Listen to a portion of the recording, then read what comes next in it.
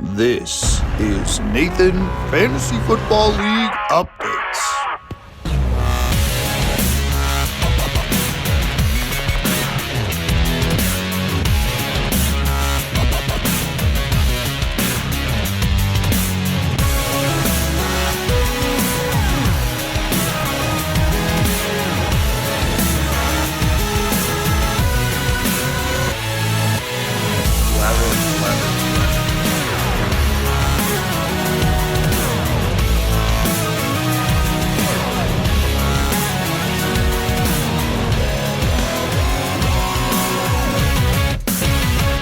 Nathan, Fantasy Football League Updates.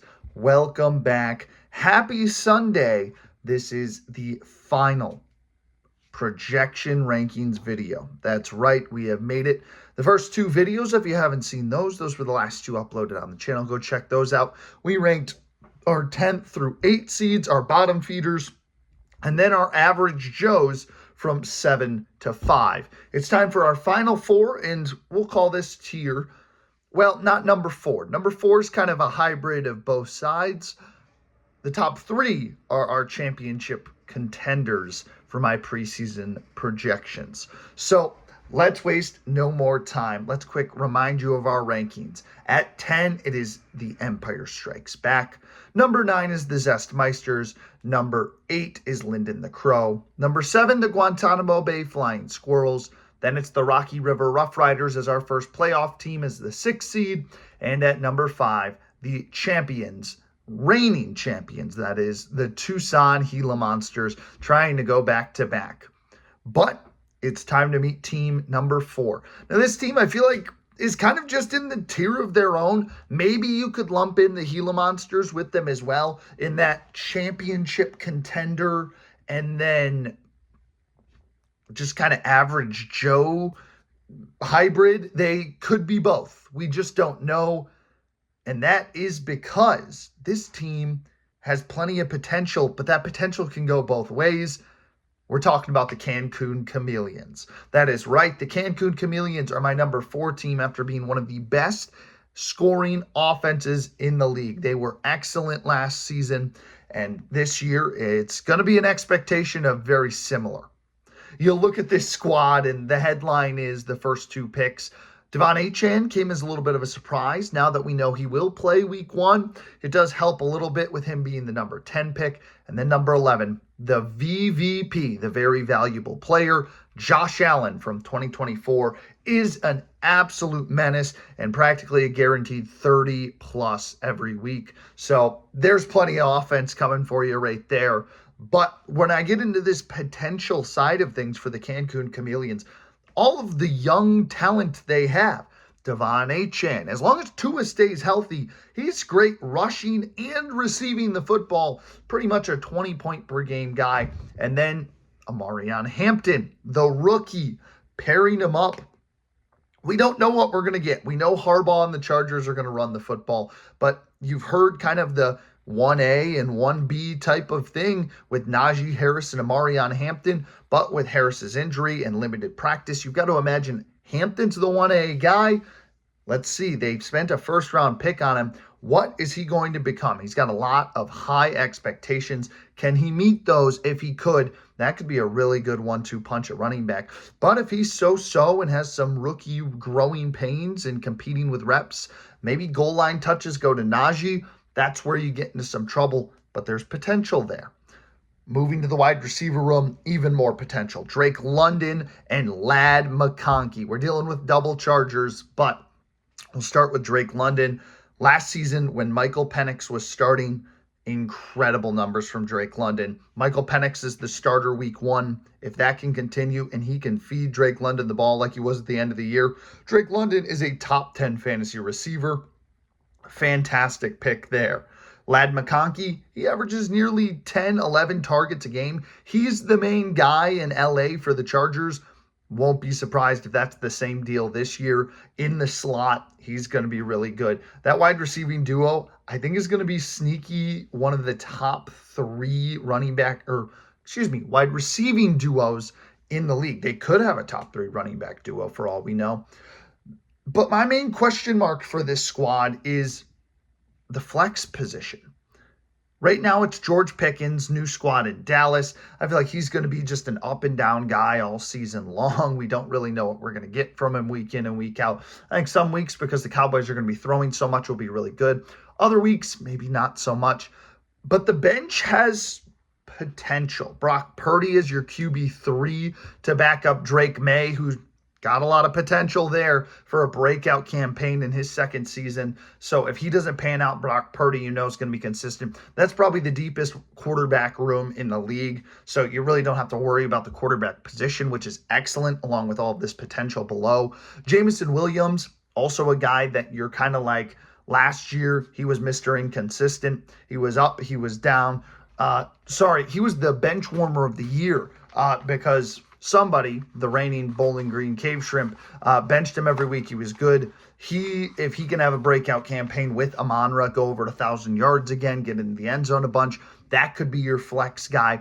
RJ Harvey, another rookie running back. There's a flex option if he breaks out and steals that starting job from J.K. Dobbins. Right now, I think they're going to be 50-50 split. But if Harvey can take over, that would be great for you. Now, every year we have players like this where we're like, they're going to take the job. J.K. Dobbins, I don't know if we'll give up that job unless injured. So you're kind of hoping R.J. Harvey finds himself as the lone back eventually this season. That's a player I feel like might be overhyped, but we will find out. Keon Coleman I like for a breakout season. Jaden Higgins, a rookie, could be good. Ollie Gordon has just been named RB2 for the Dolphins. So if Achane gets hurt, you've got the handcuff there with Ollie Gordon to just plug and play as well. So I like it there. And then Trey Benson also. You think he's your kind of breakout guy, your sleeper pick this year. We'll see how that works out for you. But there's some options at a flex position that I've got a lot of question marks at. And then Tucker Kraft rounds out your tight end room. People forget how good he was and how kind of consistent he was last season. I think that's a sneaky good pick as well for the Cancun Chameleons, who just crazy potential. This team could be really good or really bad. This could fall apart at the seams real quick. Josh Allen might be pulling the sled a lot this season, maybe similar to what he did with the Rocky River Rough Riders last season. But I think that's, the backup plan if not everybody pans out. So let's get into my predictions for the Cancun Chameleons. So for the Chameleons, I think there is a very dangerous floor with this team, and that is 3-11. This team could completely have the door underneath them fall apart. All of a sudden, they find themselves at the bottom of the league, and they are selling Josh Allen to try to salvage this season and get back into the playoffs after a disappointing first-round exit last year. So there's that potential. On the flip side, though, the ceiling is incredible. 11-3, I believe, to be the ceiling here for the Cancun Chameleons. If Hampton turns it up, if this wide receiving duo is possibly the best in the league, if you figure out that flex, if these rookie running backs kind of show up, then this team could be really, really good because Josh Allen is just a guaranteed elite player. I mean, he wins the VVP last season. No doubt he'll be in the running again this season as long as he is healthy and playing still at that elite level. But that brings me to my predictions for the Cancun Chameleons. I'm going to have them at 8-6. I think they're about the same level with the Tucson Gila Monsters, but a little less question marks, I guess, with Josh Allen, knowing that Josh Allen is just going to go out there week in and week out and do his job. Josh Allen has plagued my squad, so I figured might as well an 8-6, 2 8-6 squads bump the one with Josh Allen up just a little bit more because Josh Allen always seems to beat my fantasy squad. So there you go. Our number 4 team, the Cancun Chameleons. Now let's meet our top 3 championship contenders. Locking in with our top 3 squads here in my final prediction power rankings video. The number 3 team. This and on, I believe, are the top teams that can win the championship. These are the teams that I'm predicting to finish, I guess, in this order, obviously, but these are the teams that I think have the best shot to win the championship. And can't be surprised with the teams that are up here, obviously. Two of them already winning the championship. One of them ends up here every year and unfortunately never ends up in the top three. So maybe this is their year. But let's meet my number 3 team, the Michigan Avengers. That's right. The best winning percentage in the league. This manager goes into drafts, comes out with just teams that you kind of look at and you're like, might not be the flashiest, but it's going to find a way to make the playoffs. He's not missed the playoffs. It's going to find a way to be successful, to probably end up in the championship, to win a championship 2 years ago. The Michigan Avengers know how to win. It's a winning culture over there with a bunch of different guys, but they are led by their last year MVP, team MVP, that is Jahmyr Gibbs. Took him at 4, and I love that pick. You pair him up with Bucky Irving. That's an elite running back room, one of the best in the leagues. You hope Bucky Irving keeps up the trend he was on last season. And Jahmyr Gibbs was excellent without David Montgomery. Now, with David Montgomery back, I think he's still going to be excellent.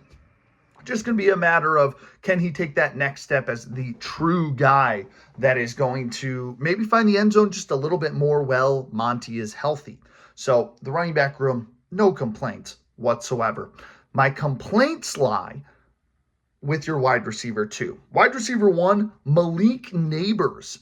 Are you kidding me? How did you land Malik Neighbors in the second round? I mean, I know how. Lyndon the Crow gave you 2 third-round picks, or 2 second-round picks, and you still held on to your third-round pick. So you landed Malik Neighbors falling down the board in the beginning of the second round, and then you followed it up with Bucky Irving. What a 1-2-3 punch that is.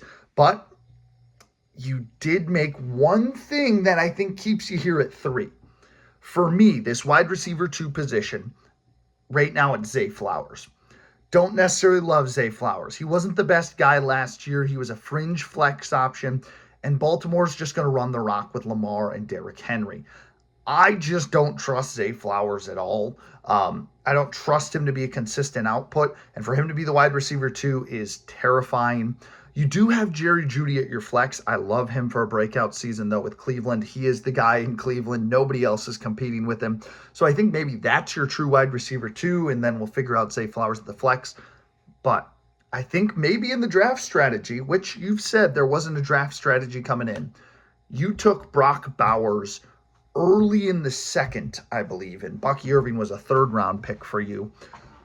Selecting Brock Bowers, for me, was interesting. Don't get me wrong, Brock Bowers is the best tight end in the league. He'll be really, really good, but you have now left your wide receiving room wide open. So you got to hope Brock Bowers produces like an elite receiver, because I feel like you left that wide receiver 2 position open, and now we're kind of playing that who's going to take over at that wide receiver 2 position to be that consistent source. Again, Brock Bowers, he'll still get the points per reception stuff. He's still going to be good. I just, taking a tight end really high, leave some of those running back or wide receiver slots vulnerable. But this is what the Michigan Avengers do. They make me question their team, and then they go out and win 10, 11, 12 games every season. It's what happens. But I just feel like that wide receiver 2 position, and maybe even that flex spot, might be a major problem this season for the Avengers. Holding them at the 3 spot now, I'm sure I will end up eating my words, because every year I do. Now, the QB room is where I kind of drags you to this 3 spot. Bo Nix, you got him falling late into the 4th, 5th round area. Quarterback market was just dead this year in the draft. What a steal there. And then you pair him up with Caleb Williams. 2 guys coming in looking to take the next step. Bo Nix was excellent last year in his rookie campaign, but will that sophomore slump find him? That's the major question. For Caleb Williams, new head coach, offensive-minded coach, Ben Johnson. I think he's going to take another good step, but there is potential for both of them to not live up to that hype, which also kind of scares me that both quarterbacks are hinging on good seasons when they're both entering years where bad seasons definitely are in the playing cards of a possibility. So you just don't really know. So that's why I kind of also keep you at 3 with the QB room and that wide receiver 2 flex option. A lot of question marks in that area, but the running back room, you know what you're going to get. Malik Neighbors and Brock Bowers, you also know what you're going to get. The bench is interesting. Tyrone Tracy Jr. right now is the starter. I feel like Cam Scattaboo is slowly going to take reps away from him. But as of right now, there's your running back 3 option. Don't know how long that'll hold up. Michael Pittman is a steal late in drafts. I feel like that's the wide receiver 1 for the Colts. He'll be better this season with Daniel Jones throwing to him. Jordan Addison will sit on suspension for 3 games, but then he'll be back for you. Like that. And then the last one I want to mention, Matt Stafford. There's your consistent quarterback on your bench. I don't mind it as a safety valve in case Caleb Williams is really bad or Bo Nix finds a sophomore slump. So I feel like the bench kind of supports my question marks, which is why I keep you here at 3. But it's time to find out my predictions for the Michigan Avengers. So for this Avengers team, the floor is always pretty sturdy for this squad. The best winning squad in the entire league. I've got them at a floor of 6-8. I mean, this team knows how to win. Their manager always gets the right lineup in, it feels like, every week to get those needed wins. 6-8's the floor. That would be a miss probably of the playoffs, which I just don't see happening. Then we move to my ceiling. On the flip side of this, no surprise to anybody, this team could go 13-1. If all of a sudden Zay Flowers and the Baltimore Ravens decide to really throw the football, or Jerry Jeudy turns into a really good and strong wide receiver 2 alongside Malik Neighbors, that running back room. Caleb Williams maybe ascends to a top 10, top 5 quarterback, and Bo Nix is just as good as he was last year. Brock Bowers is just Brock Bowers. 13-1 squad right here. Would not surprise me at all because that's just who the Michigan Avengers are. But we're going to tally up both of those numbers, take that and calculate it however I choose to calculate it. My prediction for the Michigan Avengers truly will be 8-6. I think they will start the season really well. I think they might find a little bit of rough patches, maybe a 2-game losing skid, maybe a 3-game losing skid, get back on the winning ways, finish the season strong, finish at 8-6. That's the third 8-6 team, but I think they are clearly better and a championship contender squad compared more similarly to the Chameleons and the Gila Monsters. So 8-6 is where I have the Michigan Avengers at. I just wide receiver 2, and can the quarterbacks take that next step? Become my main question marks for this squad, but we know they're going to be winning games. So Michigan Avengers, you are my number 3 team. It is time. We are down to 2 teams. This is currently my finals matchup. Projection-wise, it's down to 2 squads. The Brooklyn Bunnies and the Bangkok Ball and Boas. Wow. Double B and triple B. These are my top 2 squads. Let's meet number 2. I think both these squads have some great things. One of these teams, though, I think just had a little more glaring of a problem for me to rank them at 1, and that team is the Bangkok Ball and Boas. They are my number 2 team, meaning the Brooklyn Bunnies are my 1 seed. We will get there right after. But let's meet the Ball and Boas, who again find themselves at the top of the charts, have not been to the championship. I don't even think they've made it past the first round of the playoffs, unfortunately for them. One of the best offensive last season. They have just unfortunately not converted in win percentage. Their offense is great. They just have some pretty tough games and tough matchups when they do succeed. So, what stands out with this team right away, 2nd round pick, they wanted an elite quarterback. They go out and get Lamar Jackson, and they pair him up with Dak Prescott. What a 1-2 punch right there. As long as Dak Prescott returns and plays really well after his injury, he's going to be pretty good. Lamar's Lamar. He was a VVP finalist. He's excellent. The rushing yards are going to be there. The passing yards also going to be there. But for Dak Prescott, that's going to be the question mark. He usually does this 1-year injury, 1 year really good and back healthy. He was injured last season, so he's probably going to be good, back healthy. And how about this? You pair him up with his number 1 option in your first round pick, CD Lamb. That goes along with an elite wide receiver room. CeeDee Lamb and Brian Thomas Jr., probably the best current looking wise wide receiver room. CeeDee Lamb is primed for another excellent year. Brian Thomas Jr., as long as he doesn't have a sophomore slump, I think it's just going to be excellent with Trevor Lawrence back healthy. Those two are going to be great. You got Thomas Jr. in the third round. What an absolute steal that was for you. That's just an elite group right there for you. No question marks there at the wide receiver room. Not at all. And then you get the tight end, Trey McBride, another elite pass catcher. If you can find the end zone, not just in week 18, that'll help you as well. But he gets like 10 targets a game as well. Look at that 1-2-3 punch. That's pretty scary. But what makes me put this team at 2 is this one running back room. Chase Brown is your running back 1. I have no problem with. I think he is going to be a great running back. I think he's gotten a little overhyped. Now, that's not to mean he's not going to be good. I think just a lot of people have fueled that he is going to be a very big breakout guy. And every year we have somebody that gets pushed above their expectation and they don't meet that. I think Chase Brown might be that guy, but he will still be really solid.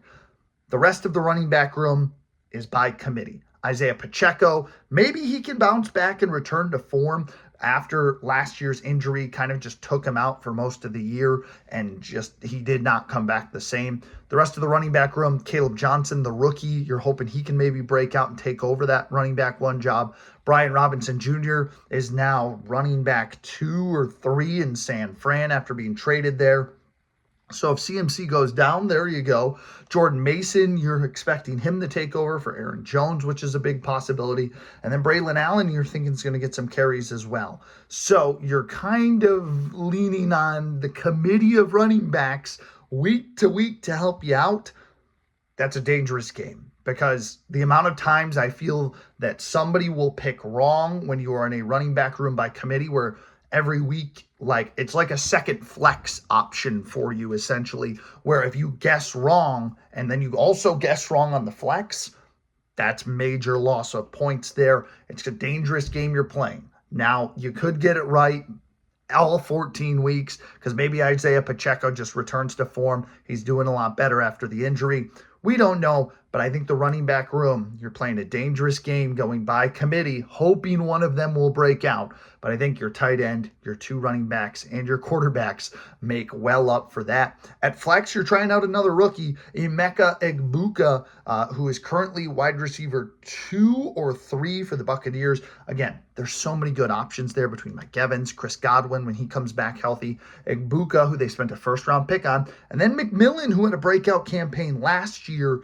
So the question mark is, when does Chris Godwin come back? Because until then, Egbuka is wide receiver 2 for you and the Bucs. So I really like it. Take a shot on the rookie at your flex. See what can happen. It's similar to how the Gila Monsters are taking that risk with McMillan at the flex. I like it. Sam Darnold and Cooper Kupp are the other 2 guys I wanted to mention on your bench.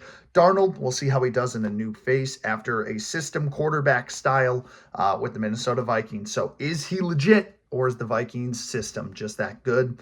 And then Cooper Kupp, new place for him as well in Seattle, coincidentally. How about that? If those 2 start to turn things up, maybe they're both into the lineup as well. So some good things there brewing for this Bangkok Ball and Boas team, who every year we project to be the top team, and then to their dismay, it does not work out that way. Maybe this year is a little bit different. Let's check out my predictions for them. Their floor, I think they've got a sturdy floor. It's not as sturdy as the Avengers. 5-9 will still be sturdy enough, though, that it's not talking 2-3 wins. 5-9 for the Boas. That's if the running back room just doesn't pan out. Maybe Dak Prescott is not able to keep it going, or Lamar maybe has some health issues. There are definitely some possibilities that could go wrong. CeeDee Lamb, that injury that ended last year, nags him into the beginning of this year. Brian Thomas hits a slump. There's a lot of injury history or possibilities that could go wrong. Now, ceiling-wise, this could be a top team in the league. 12-2 is going to be my ceiling for this squad. I mean, that wide receiver, tight end, and quarterback room, That is such an incredible combo that I think is going to just be churning out fantasy points every week. A well-oiled machine that if you can hit on the running back room and your flex options every week, this is going to be a tough team to beat. So 12-2 feels like a good mark. But you got to knock you down just a little bit for my final predictions, just because it's fantasy football. Things happen, upsets happen. Sometimes weeks don't go well. 9-5. A 9-5 season for the Bangkok Ball and Boas. I think the offense is going to be just as elite as it has been every single year. This is the best offensive team in the league. They always get points. It just hasn't necessarily resulted in wins, which just tells you how crazy of shootout games, practically Big 12 playing games that they've been a part of. Is this the year? The high-powered offense of the Ball and Boas take them to their first championship in 2025? Let's find out. But it's also time to meet my 1 seed. Let's meet them right now. The moment we have all been waiting for, my number 1 team, the Brooklyn Bunnies. They are my favorite to win the championship. They won it back in year 1. I think they've got the best shot to win it here in year 5. The first 2-time champions. Currently, if this plays out exactly like I'm predicting it to, it won't. I guarantee it won't. But this is what I've currently got. And it's solely because when I look at this Bunnies roster, I don't see a lot of places where I have question marks or I think there might be holes in the squad. Now, there's a couple points that you can be like, well, maybe. But I challenge this. Consistency is how you win championships. You need guys that are always going to be consistent. It doesn't have to be the flashy 20 every week. If a guy gets you a good average every week and you've got good depth, that's how you win championships. And the Brooklyn Bunnies did that on draft day. They managed some trades that kind of worked out in their favor. They had 3 straight picks in the 4th round, which I think benefited this team all the way across the board to get what we have now. And it starts with the quarterback room that brings some of the question marks for sure. Justin Herbert, Jordan Love. Yes, 2 guys that you kind of look at and go, well, neither of those are top 10 quarterbacks. Maybe not. I think Jordan Love, maybe. Justin Herbert, probably not fantasy-wise because we know Chargers want to run the football. But the thing with Justin Herbert is if he can limit turnovers and be a 14 to 16 guy a week, that's all you need. Same with Jordan Love, but Jordan Love's got more of the potential to get you the 20 and the 30 every other week. Justin Herbert will sprinkle some of those in. Consistency is key. Last season, the Cave Shrimp won with Brock Purdy and Russell Wilson at the helm at quarterback. Neither of those guys are super flashy, but they were consistent every week doing their job. And when you back it up with elite position players, that's the recipe to win a championship. That's what the Bunnies have done. 2 consistent quarterbacks that'll go out and get you anywhere from 14 to 20 a week.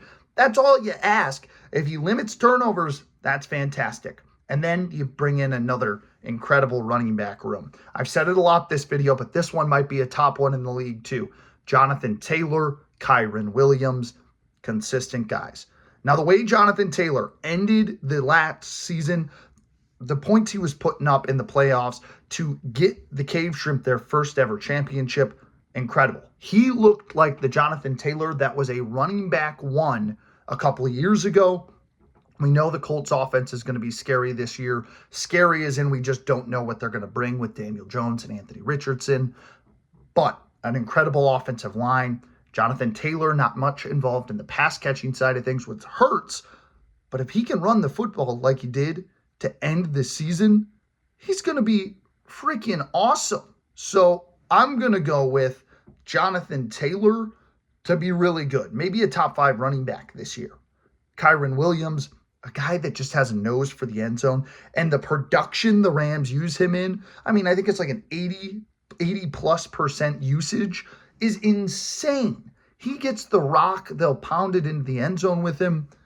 There's 2 running backs that are consistent, high-level scorers. They can each touch 30 to 40 fantasy points. And then the wide receiving room. Even better, Justin Jefferson is just a top 3 fantasy wide receiver. The offense for the Vikings is built around this guy. He's going to be good as long as he can stay on the field and healthy. This guy is just an easy guy to have on your roster to be consistent. Jackson Smith-Njigba is a huge breakout candidate. After his breakout season last year, he's stepping it up again. I think he's the wide receiver one. Cooper Kupp's going to be in the slot. Maybe he'll slide in there a little bit, but Darnold's got to realize that's going to be his guy in Seattle. If he can get him the ball, I think he could be easily a top 10 receiver this year and be a consistent 20-a-game receiver. He's going to be incredible this year. So we look at that receiving room now. That's even better. George Kittle was the tight end one. I think he'll regress a little bit, but with Brandon Ayuk probably missing a couple weeks, he's going to be the top option for Brock Purdy. There's another elite piece. And your flex option is T. Higgins. Now, I don't love T. Higgins at all because Jamar Chase obviously is the wide receiver one for the Bengals. T. Higgins is kind of the Robin to his Batman. But in the flex position, T. Higgins is awesome. As a wide receiver two, don't love him as much. But as a flex, that's incredible because he has some up and down games. As long as he gets you 10 or more, you're happy with that. And T. Higgins is exactly that. So that's fantastic because he's a guy that every year goes for at least one 30-point game. So there's another monster receiver that'll be your wide receiver two on the bye weeks for Jefferson or Smith-Njigba, and then the bench. You take a shot with a rookie, Matthew Golden, who could be awesome in the Packers offense. If he's awesome and takes the step like Thomas Jr. and Neighbors did last year, you've got the quarterback throwing to him. There's the 1-2 punch duo. Ramondre Stevenson and Jaylen Warren, respectfully, with rookies in their backfields. We don't know which way it's going to go, but I like one of them to at least win or be sufficient for a flex or running back two option if need be. Geno Smith's consistent. You take a shot on the rookie tight end Tyler Warren just in case, and I don't hate that either. Jerome Ford right now is running back one in Cleveland while we figure out the whole Judkins deal. And Ja'Cory Krosky-Merritt. A lot of hype with this guy right now after Brian Robinson Jr. got traded. This guy might be running back one for the Commanders. I don't know. I think it'll still be Austin Eckler, but this guy is why they moved Brian Robinson Jr., so I'd expect something from the rookie there. So a couple shots on some rookies and Warren, Golden, and Krosky-Merritt. Feel like one or two of those might pan out in your favor, but the key for me is consistency. This is my number one team because this team is going to be consistent with their scoring. If you are consistent with your scoring, it doesn't have to be 150. Well, 150 is pretty good. It doesn't have to be the 180s, the 190s every week. If you're scoring 150 a week consistently, that's fine because other teams around you aren't going to be able to be that consistent, and you're just going to win games because nobody can be as consistent as this squad. And then I think when playoffs turn up, this team is just going to be firing on all cylinders. This team, very well constructed. I mean, this is a team that I think I would have loved to have if I looked at my draft afterwards and gone, yes, this is the perfect draft and went according to plan. There was a process for me to try to get Smith-Njigba, obviously, but moreover, wait on quarterbacks, which is what you did, and it worked out really well. You stacked it well, and I think this is the best roster consistency-wise in the league, and it's pretty depthy as well. If a lot of these question mark kind of players on your bench that could go either way hit. So let's meet my predictions for my one seed. Well, the floor, it's a sturdy floor, 6-8. This team has not missed the playoffs. The Bunnies, that is, their manager has managed them very well. Obviously, they've got a championship on their belt. I think 6-8's the floor. I think they are set to make another playoff return unless injuries hurt them, specifically looking at maybe Jonathan Taylor, Justin Jefferson, those two maybe dealing with some injuries, and then not enough depth on the bench with some of these running backs maybe not having the room go their way. However, flip side, ceiling, it's a high ceiling. This could be a 13-1 squad, maybe even an undefeated squad, but I'll say 13-1. This team could run the gauntlet. If they are consistent, like I think they will be, where every week it is just consistent point scoring, they might not lose a game. This could be a team that just runs the league this year with how much each team has a little bit of uncertainty at each position. And so, my predictions for the Brooklyn Bunnies. They'll be the only double-digit team, 10-4. I think they will be one of only 3 squads to finish the regular season in double figures at 10-4, claiming the 1 seed and maybe making a run for their second championship. Well, there you go. There is my full prediction list. We'll go through all 10 here. It is the Empire Strikes Back at 10, the Zestmeisters at 9, Linden the Crow at 8, at 7 it's the Guantanamo Bay Flying Squirrels. The Rocky River Rough Riders at 6 are the first playoff team, followed by the Tucson Gila Monsters, the Cancun Chameleons, the Michigan Avengers, the Bangkok Ball and Boas, and of course, the Brooklyn Bunnies. Well, I hope you guys enjoyed this, again, tier list video where we got you my top 10 post-draft day power rankings. Let me know in the comments below, do you think I left somebody a little too low? Do you disagree with the Bunnies being 1? Do you disagree where I ranked some of your teams? Let me know your predictions and power rankings after seeing all the teams in the comments below. The next video out will be the first Week 1 predictions video. You can expect that on Wednesday because the NFL season starts Thursday. Can't wait for that and can't wait to get started. We will see you real soon for Week 1 in my first prediction video for the 2025 season here on the Nathan Sports Talks channel.